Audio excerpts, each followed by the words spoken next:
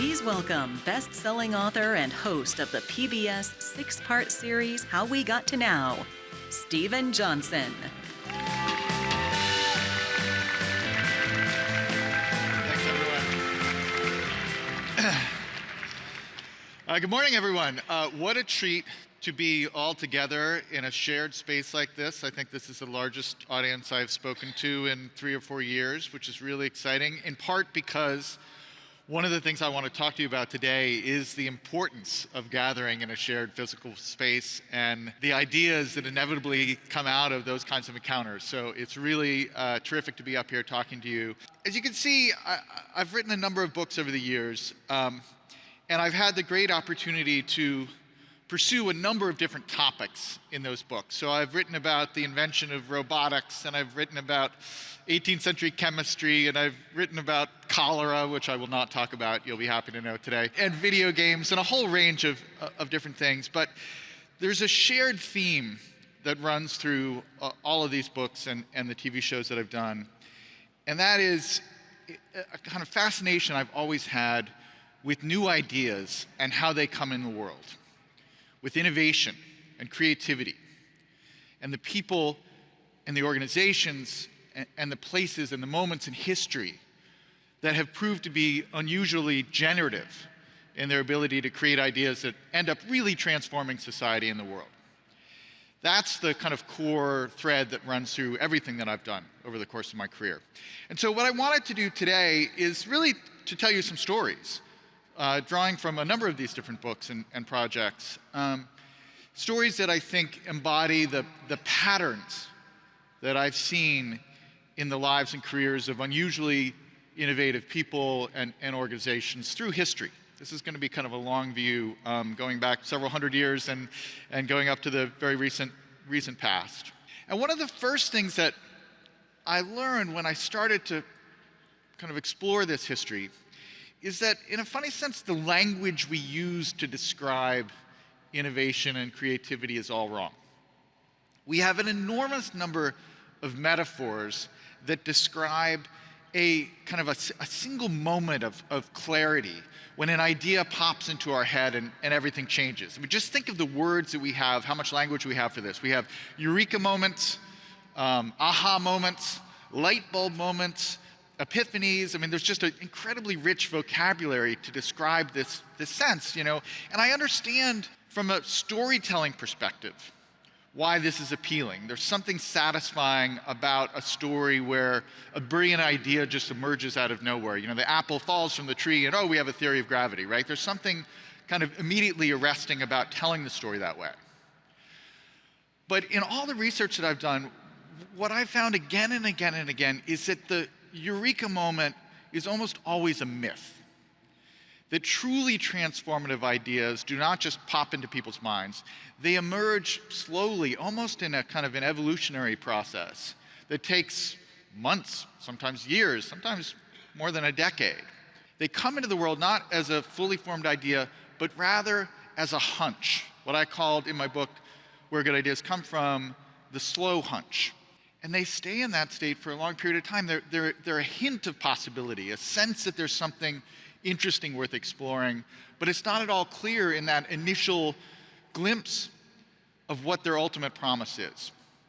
And I think this is not just a kind of philosophical point, it's important for all of us who are thinking about how to be more innovative in our jobs and our organizations, is to figure out ways to cultivate these hunches, to give them the time they need to evolve, rather than just betting everything on eureka moments.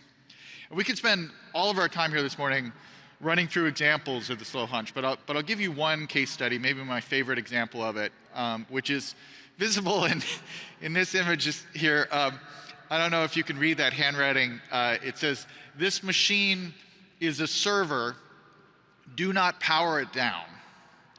And this little sticker, the giveaway here is that it says CERN in the upper left-hand corner there. This little sticker was on the original World Wide Web server, which was invented by Tim Berners-Lee at the famous Swiss physics lab CERN in the 1980s. This sticker was on the original World Wide Web server back when the entire web was running on one computer. right? So you could trip over the power cord and the entire web would have gone down at that point. That's the way it was back then. And the story of how Berners-Lee came up with this idea, which if you think about it, is probably, with the invention of the internet itself before that, one of the two most important world-transforming ideas of the late 20th century. I mean, everything changed because of this idea. And it is a classic case of the slow hunch at work. So Berners-Lee shows up at CERN as a young programmer in the early 1980s. And he's almost immediately overwhelmed by the sheer kind of magnitude of the geniuses all around him, right? He's working among these, Nobel laureates or future Nobel laureates who are inventing all these things and large colliders and all these extraordinary physics experiments. And so he's kind of intimidated, and purely for himself, just as almost like a hobby, he decides to create a little application to help him keep track of all the people he's meeting and all the projects that people are working on. He calls this little program Inquire, after this wonderful Victorian encyclopedia he had read when he was growing up, which had a great Victorian name, Inquire Within Upon Everything, which would have been a good name for Google. And so he develops this program called Inquire, and every time he meets somebody new, he creates a little entry for that person. And if that person is collaborating on a project, he creates another entry for that person. He creates a link connecting those two. And if those two write a paper, he creates an entry for the paper connecting the two authors. So he builds a little hypertext system just to build a kind of mental map of his colleagues. And he does that maintains this for a couple years, and then in the mid-'80s, he starts working on a slightly more advanced version of it, which he briefly calls Tangle. The World Wide Web was almost called Tangle. And it wasn't until the late '80s, when he started working on a kind of a third iteration of it, that he began to think that maybe he was onto something big. And that led to what I think of as one of the great moments in the history of office politics, where he had to go into his supervisors and have that awkward conversation that I'm sure you've all had, where he says, "I believe I may have invented a global communications medium in my spare time, and I would like to focus on this full time now instead of all the stupid stuff you have me doing." And fortunately, they let him do it, and fortunately, they released it as an open standard for the world to build on, which is an important part of the story. And now we live in the world that has been absolutely transformed by this idea. So it really took, if you think about it, it took about 5 or 6 years for the idea to go from this hint of its ultimate promise to something that really mattered. And in fact, it took another 5 years for the rest of the world to catch up to it. So it was really a 10-year incubation period for this slow hunch. And I think part of the lesson here is that not just that Berners-Lee was brilliant, which he undoubtedly was, but that he had the tenacity and the persistence to keep that idea alive over such a long period of time.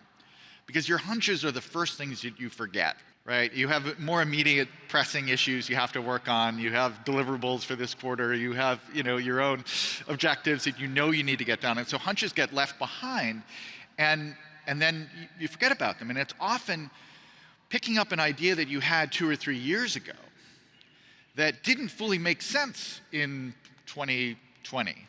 But suddenly in 2023, because of something that has happened or because some other change in the world or some new technology, or some new collaborator you have, and we'll talk more about that, the idea does make sense. It's part of this is just write your hunches down and go back and revisit them over time. Don't just let them kind of disappear into the kind of lost memories in your mind. The other thing that I've learned from looking at this history is that in addition to the kind of vocabulary problem we have, for understandable reasons, again, we tend to tell these histories of innovation in terms of the winners, in terms of the products that broke out and succeeded. But the history of innovation is also littered with all these examples of people who did brilliant work, who got very close to a transformative idea.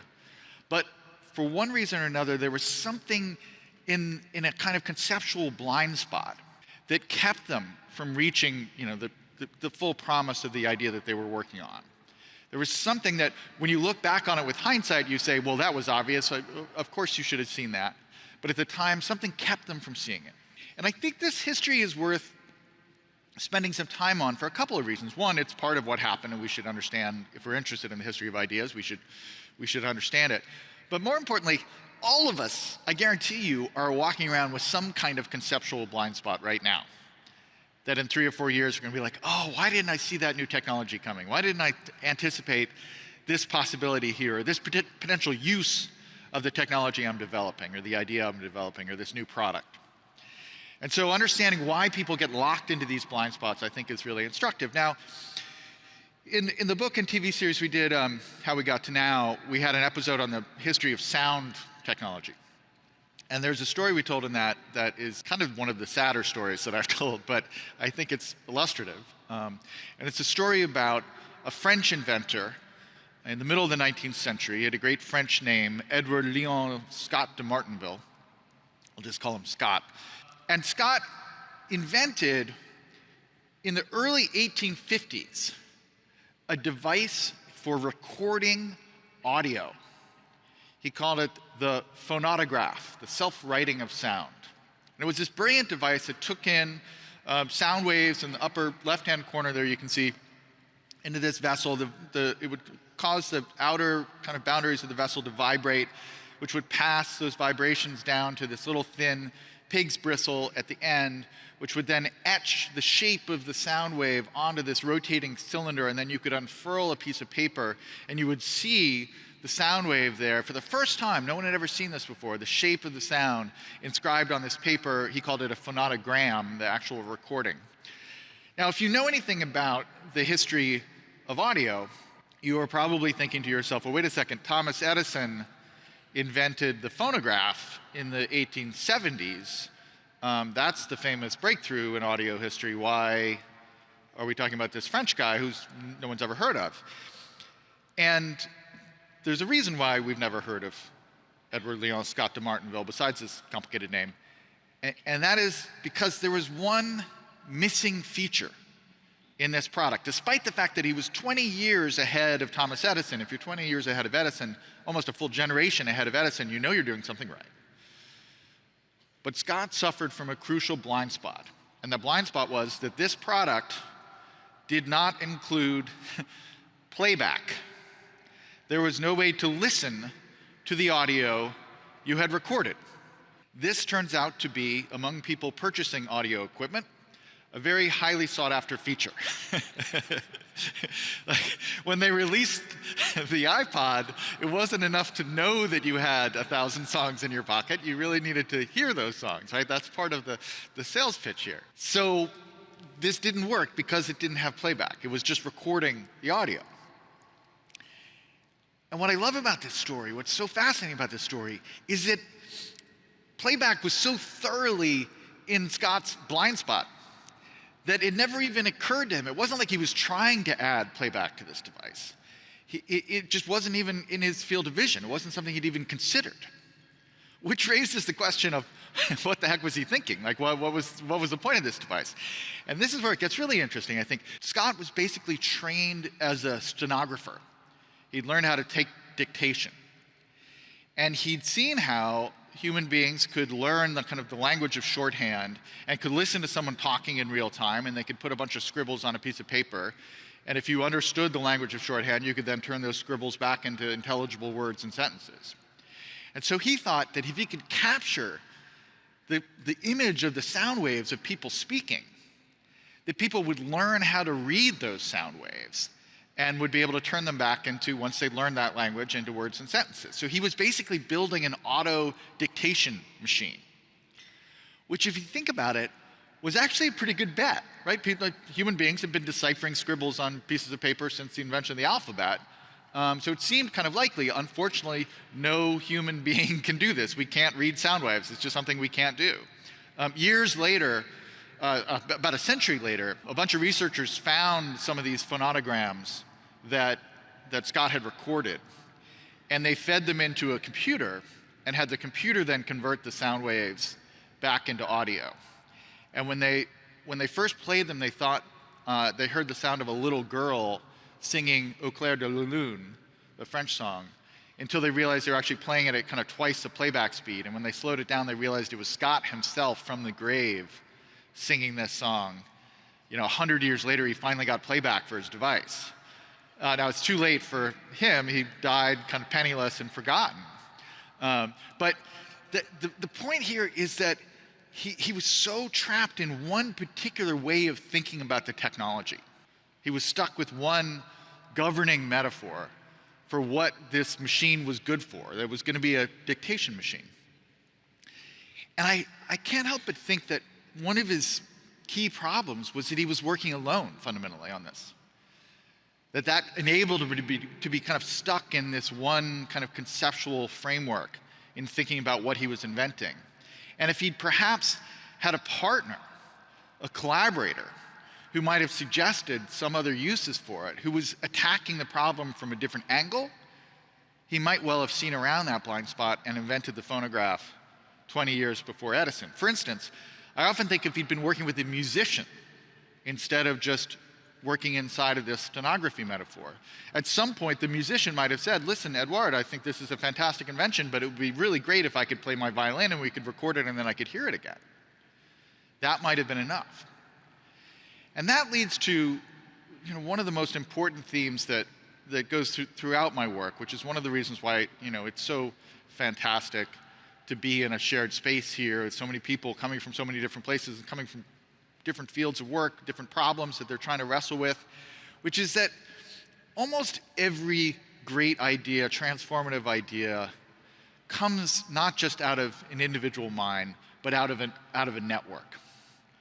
In good ideas, I talk about this as the idea of liquid networks, environments where there's just a certain kind of flow of information, where ideas are free to move from kind of mind to mind, and particularly where ideas are free to move from one discipline to another, or from one kind of way of thinking to another. So many great ideas in history have come when an idea crosses a conceptual border.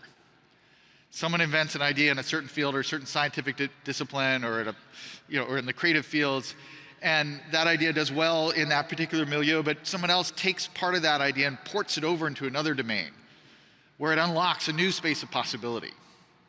And so when we're in environments that have this kind of network fluidity to them, where people are sharing, kind of making surprising, serendipitous connections, those are incredibly generative spaces. Like, the history of great ideas is not about people sitting in isolation trying to think a big thought. It's about people collaborating across borders. And we could talk about spaces. I'm really fascinated by the physical spaces that enable that kind of creativity. And there are many, many examples of them. We could spend all our time talking about this part of the talk as well. But I'll give you one which I've just been obsessed with. I've written about it in like 5 of my books. I keep coming back to it because it's such an important part of our history that is underappreciated. And it's one of the great idea spaces of the last 300 or 400 years. And that is the 18th century coffee house. If you had to put a point on the map, if you had to answer the question, where did the Enlightenment happen? Like, what kind of room did the Enlightenment happen in? A great flowering of ideas in the early 1700s that really changed the world in so many different ways. Ideas in philosophy and in science and in politics and technology. So many ideas flourished at this period. If you had to figure out what space drove that revolution, it would not be a university lecture hall. It would not be a corporate headquarters or an R&D lab. It was more than anything else the coffee house. Almost every important idea from that period, particularly in England and the United States, or the colonies at that point, has a coffee house at some point in the origin story of that idea. The original stock markets evolved in coffee houses. Lloyd's of London, the great insurance company, was originally Lloyd's Coffee House. It was a place where local investors and ship captains would gather and have coffee, and they started thinking about using this new probability math that had developed to take a little of the risk out of the shipping business that was flourishing. The first magazines emerged out of coffee houses. The first public museums came out of people displaying interesting kind of novelties in coffee houses in that period. Again and again and again, we see these extraordinary innovations coming out of this space. And so the question is, why? What was it about this space that made it so magical? What can we learn from it? Part of the answer, which is just part of the history, I don't know what you can do what you will with this, is the simple fact that people were drinking coffee and tea. Because until about 1650, 1660, when coffee and tea first emerged in Europe, in Northern Europe, up until that point, the default beverage of choice for the entire population was alcohol, right? People would wake up and they would have beer for breakfast and beer through the morning on the job. They would have a little wine at lunch. There were these huge gin epidemics that happened in the early 1600s where people just went insane drinking gin all day long. So we don't teach this in the history books, perhaps for understandable reasons, but until the early 1700s, the kind of background state of the entire European population was just kind of mild to heavy intoxication. That was just the reality of life. And then all of a sudden, this new craze for caffeine emerges. And the entire population switches from drinking a depressant all day long to drinking a stimulant all day long. And lo and behold, there's this great flowering of intellectual and industrial activity that suddenly happens that sweeps across the continent. So it sounds like a joke, but there's a lot of scholarship on this. It's definitely part of what happened. And the Industrial Revolution definitely needed caffeine because it reorganized people's time schedules. The factory time was so different from traditional, kind of organic agrarian time that people had lived on. So coffee and caffeine are part of this story. But the point that I think is most relevant for us today is that this was also a multidisciplinary space. This was the liquid network of the 18th century. It was a space defined not by a single idea or a single corporate mission or a single academic discipline, but a space where people would get together and have these open-ended conversations where ideas could flow from mind to mind.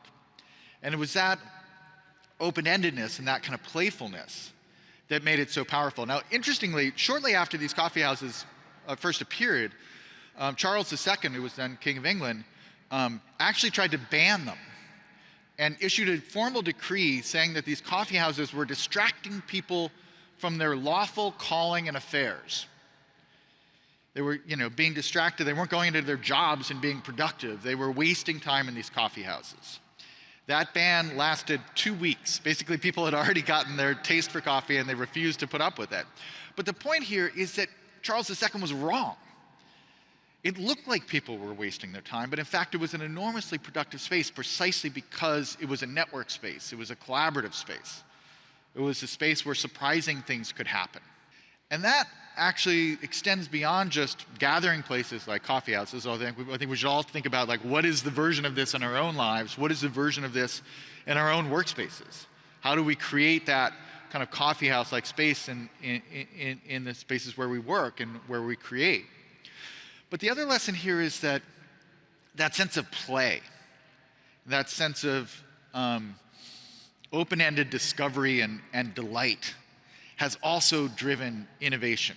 What seemed like a distraction from your lawful calling and affairs often turns out to be the seed of something really powerful and new and promising.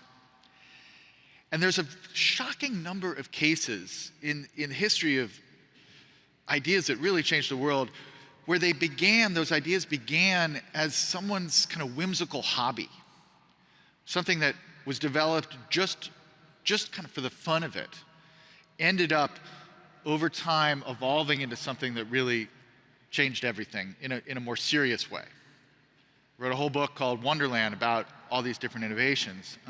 One of them is part of our recent history. These are a couple of MIT engineers in 1961 who had just received delivery of, at that point, one of the most advanced computers in the world, the PDP-1, which was known as a microcomputer because it was only the size of a refrigerator instead of the size of an entire room, so it was micro. But the other advantage the PDP-1 had, in addition to this new processing power, was that it had a monitor attached, which was one of the first computers to have an actual screen. It was very grainy, not at all the kind of high-resolution color monitors we expect today, but you could push pixels around the screen. And so these MIT grad students were trying to figure out what they could do to demonstrate the power of this new technology, to get people to understand what made it so revolutionary. And so they decided to create a game. Actually, the first proper video game that it's ever been created. There had been, chess simulations and checkers simulations up until that point, but this was the first kind of native game that was ever created. They were science fiction fans, and so they decided to create a game with a kind of a space theme to it, and this became a game known as Space War. Space War was, if you're old enough to remember it, it was a little bit like Asteroids, the early arcade game. In fact, it turns out to be kind of an ancestor of Asteroids directly. You had a little spaceship that you can control. There was a star at the center of the screen. You could kind of drive your spaceship around. Another player controlled another spaceship. And you wanted to avoid, there was some physics in the game. The star had a kind of gravitational field. You wanted to avoid getting kind of sucked into the star. I've actually played this game. You can play it at the Computer History Museum in Silicon Valley on an original PDP-1. I brought, about, 7 or 8 years ago, I brought my then 15-year-old son down, and we played it against each other. He was not impressed with the graphics. It was no Grand Theft Auto, but it's playable. I mean, it's fun. There's something kind of innately just, festive about it. And we were able to play this game that was, at that point, 50 years old, I think. So this piece of software, which again was a perfect example, it was literally play. You think about the expense of this extraordinary microcomputer, all this, some of the most powerful computational tools in the world at that point, to take all of that and use it to play a game seemed incredibly frivolous, like a waste of time. Why would you ever do that? But Space War ended up becoming arguably one of the most important pieces of software written in the 1960s. It circulated from computer science lab to computer science lab. People passed the code around, and they would make little improvements to it. So they would fix bugs, or they would make the physics engine a little bit more realistic, or they would add, at some point somebody created an accurate map of the stars in the sky as kind of a backdrop. They built a controller for it, kind of a predecessor of a modern game controller or joystick, which was one of the first cases ever of someone using a physical device to manipulate an icon on the screen that represented their character. So in many ways, the predecessor of the mouse. It was one of the first examples of open source software that no one actually owned this software, but it was carried around, passed around from computer science lab to computer science lab, getting improved and made more robust and faster over time. So the development of, just think of the significance of the open source software movement over the last 20 or 30 years. It partially began with this game. But one of the most important things that it did was that it changed people's perception of what computers were good for. In the late 1960s, Stuart Brand, who had started the Whole Earth Catalog, classic West Coast, one of the founding members of the counterculture in the West Coast, was writing for Rolling Stone magazine at that time. And he had gone to the computer science lab at Stanford, and he had seen all these people playing Space War. And he saw the kind of joy on their face and the laughter and the excitement about this game, and he thought, this doesn't make sense. This is not what computers are supposed to be for. Computers are supposed to be for the military, and they're supposed to be for big accounting firms and the IRS or something, but they're not supposed to be fun. But watching people play Space War, he began to realize that that was all wrong and that there was a different set of uses for the computer that might be possible. So he wrote an article for Rolling Stone. He convened, actually, at Stanford, the first intergalactic Space War Olympics. They had a big Space War competition, and he wrote about it for Rolling Stone. And the first word of that first line of that article was, "Computers are coming to the people." And he coined an expression to capture this new vision of computing. And that expression was the personal computer. So every time today when we use the shorthand phrase PC, it's an echo of the insight that Stuart Brand had watching people play Space War in 1969. And as it happens, in the early 70s, when that Rolling Stone article came out, there was another young hippie in the Bay Area who read that article and thought that was really an inspiring thing. And so he went to work for Atari, the first video game company, which was trying to develop Space War into an arcade game, which became Asteroids. And then he decided to start his own company, and, well, that, as you probably guessed, was Steve Jobs. So there is a direct line connecting those early MIT grad students inventing a game just for the fun of it, and everything that came out of the PC revolution and Apple and all those breakthrough products that have changed our lives in so many different ways.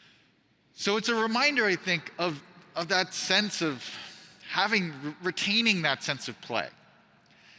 And of having a lot of hobbies, right? Of doing things sometimes just for the love of it, just for the passion of it, and letting those ideas take you in surprising places. There is, however, a complicated side of this that I've written about more and more over the last couple of years. On the one hand, you can think of the invention of a whole industry, like the personal computer business, coming out of just a game that seemed like a distraction when it first was imagined. You can think of that as a kind of unintended consequence, but a positive unintended consequence. This was not something that those engineers and grad students at MIT in 1961 were thinking about. But one of the things we know is that any time we unleash powerful new technologies in the world, they end up surprising us in one way or another. We can never fully anticipate how people are going to use the technology we're going to develop, or what the secondary effects of that deployment are going to be. And I think one of our tasks now as a society and as people who are doing innovative work is to think about that kind of longer term life cycle, really, when you think about it in an environmental way, but also in a societal way, of when we build things, how do they end up actually getting deployed, and what are the long-term effects of that use? And sometimes I think that, we've seen cases where the unintended consequences have been either negative or in some cases disastrous. And so part of the conceptual muscle we need to exercise is to be able to imagine those downstream uses a little bit better and think about that longer life cycle. I just wrote a long article for the Times Magazine about this gentleman here, who's a really fascinating figure from the early 20th century, Thomas Midgley Jr.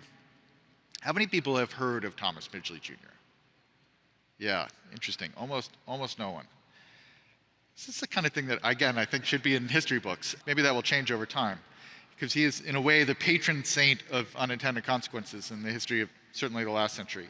Midgley was a brilliant chemist, kind of industrial chemist and engineer, who worked for most of his life kind of associated with General Motors. And in an extraordinary period of brilliant lab work between 1923 and 1928, he managed to invent, almost single-handedly, both leaded gasoline and the CFCs that cause the hole in the ozone layer. Leaded gasoline in the form of ethyl, which was a revolutionary breakthrough for the automobile industry. CFCs in the form of Freon, which was a revolutionary breakthrough for the refrigeration industry. Both emerging technologies, there was huge demand for. Both innovations developed with the best of intentions, solving an urgent need at the time, eliminating engine knock, making gas engines far more efficient, helping to spawn the kind of automobile revolution in the United States, and the new wave of interest in having home electric-powered refrigerators that used a refrigerant that wasn't toxic or prone to explosions as the earlier ones had been. So these were breakthrough products. But leaded gasoline turned out to be one of the most profound, disastrous environmental toxins that we unleashed in the 20th century, with untold, affecting millions of lives around the world. And CFCs, if we had not intervened to deal with them in the Montreal Protocol, would have had a catastrophic effect on all life on Earth. So no single human being, I think you could make the case, did more to damage the planet than Thomas Midgley Jr. And I don't mean to turn him into a villain, right? He was trying to solve a problem, and he did it in a very clever way, but there were these downstream consequences. And what's particularly, I think, telling here is the difference between these two. So leaded gasoline was a known threat on some level, right? We knew that lead was toxic to humans. The argument was that there was so little of it being emitted to gas engines that human beings wouldn't be affected by it. But they at least knew that there was an issue here. Midgley himself had lead poisoning from helping to invent ethyl. When they first started manufacturing it at their plant, a number of the employees in the factory went insane. They began to hallucinate insects swarming around them. They started calling the plant the House of Butterflies because people were going insane from lead poisoning. So there were some clues there that there was a problem. But here's the scary thing. With the CFCs, there was no way to know that there was any connection between the chemical you were putting in your refrigerator and what was happening in the stratosphere in 1928. We didn't even understand anything significant about the ozone layer for another kind of 20 or 30 years after that. It was literally a problem. The consequences, it was literally consequences that were not knowable to science for another 30 years after Midgley originally came up with that innovation. And that's the part that I worry about, right? We have to figure out ways to get better at thinking long-term about those consequences. Hopefully, our scientific principles have advanced such that we can understand these things better. But I think all of us want to run those scenarios. When we think about new things that we're unleashing in the world, think about how this could go wrong. Force yourself, there's a kind of cognitive exercise that the social psychologist Gary Klein talks about in a kind of corporate world, which is this exercise called the pre-mortem. That when you're right about to release something or you've made an important decision about a new product or a new technology, run this exercise, the pre-mortem, where you take the kind of key stakeholders and you ask everyone to basically come up with a story. And the story is, in 5 or 10 years, this thing we are about to do turns out to be a disaster for us as a business or for our customers or whatever it is. Tell the story of why that disaster happened. And it turns out by forcing people to actually kind of imagine a narrative, they end up seeing more clearly flaws in the current plan or in the current product. And you can often then fix those flaws or those problems before you actually release it. If you just ask people what's wrong with this plan or what's wrong with this product, they'll often, by that point, because of groupthink and confirmation bias, they'll be like, there's nothing wrong. But if you force them to run this exercise of the pre-mortem, you actually end up discovering things that you wouldn't have otherwise discovered. But I also think it's important not to be too pessimistic about these things. The part of the beauty and the power of great ideas is that they do unlock surprising downstream uses and applications that we as inventors don't anticipate. And that there's great power in that. So many great things in society have come out of that sense of the possibility space around a new idea expanding as it gets into the hands of customers and they find new uses for these things. And so there's a certain level of openness that we want to encourage when we create and when we innovate. And I'll tell you just one final story that I think embodies this, that really brings together a number of the different themes that we've talked about this morning. It's a story that starts in early October of 1957, when news reaches the United States that the Soviets have launched Sputnik, the first man-made satellite to orbit the planet. And our story really begins at a place called the Applied Physics Lab in Laurel, Maryland, associated with Johns Hopkins. And Monday morning, after this news is circulated through the United States, the headlines everywhere, the grad students at this APL Institute in Maryland, as you can imagine, they're just fascinated by this news, trying to figure out how the Russians did it, what it means. And sitting there over lunch at the equivalent of kind of the coffee house-like space at the APL, there are these two young grad students named Geyer and Weifenbach. And they're chatting with their colleagues. And the two of them say to their older teachers and coworkers there, Geyer and Weifenbach say, hey, has anybody tried to listen for this thing? Like, it's probably sending out some kind of signal. We could probably pick it up. And their colleagues are like, no, that's an interesting idea. No, we hadn't thought of that. And so they go back to, I think it's Weifenbach's office or cubicle or wherever, and he actually has a little amplifier and antenna set up. He's kind of an expert in microwave reception.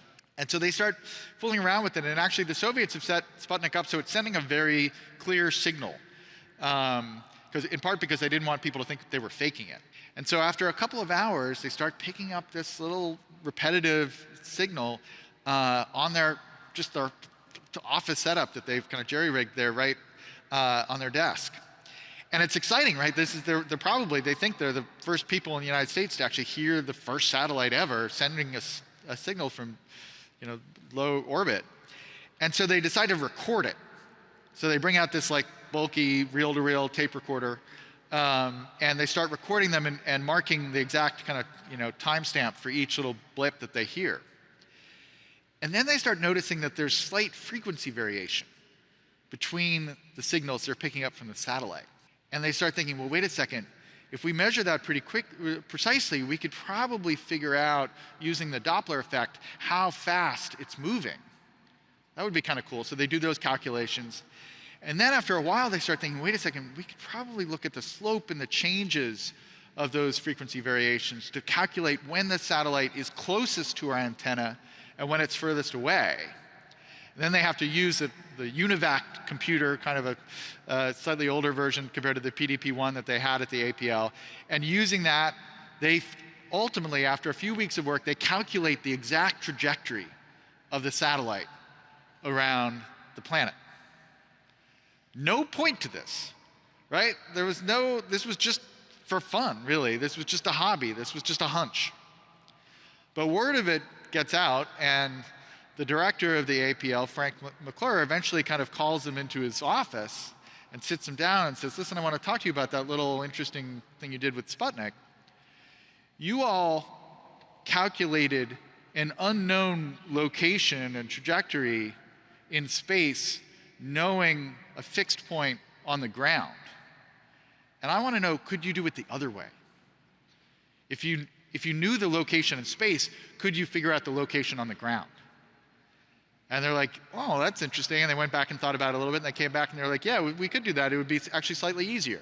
And McClure's like, well, that's good news, because you see, we have these new nuclear submarines that we're about to release. And it turns out that if you want to get your missile to be aligned perfectly so that it lands right on its target, you really want to know where your submarine is. And we think we can put a bunch of these satellites up there, and we can use them to calculate the exact locations of our submarines. And that, as you might have figured, is the birth of GPS. Now, GPS goes on to be used to track nuclear submarines and other military equipment for 20 years. And then during the 80s, after the Korean Air disaster, Reagan effectively opened sources that allows civilian aircraft and then eventually consumer technology to access the GPS system.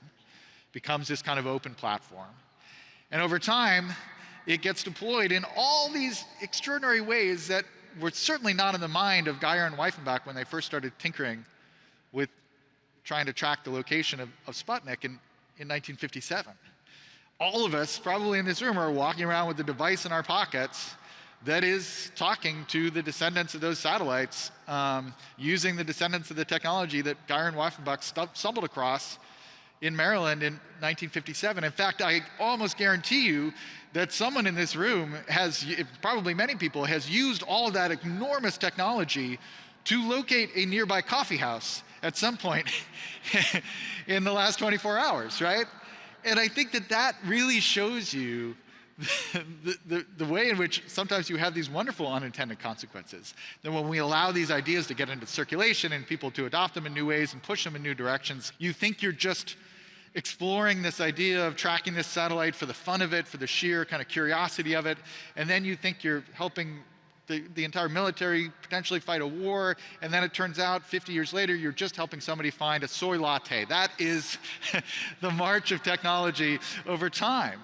And I think that is what is so exciting about innovation, is when you do it in the right way, when you keep those liquid networks open, when you follow those hunches, you end up in places that even the most brilliant minds might not have anticipated. Chance, favors the connected mind. Thank you very much. Thanks, everyone. Thank you.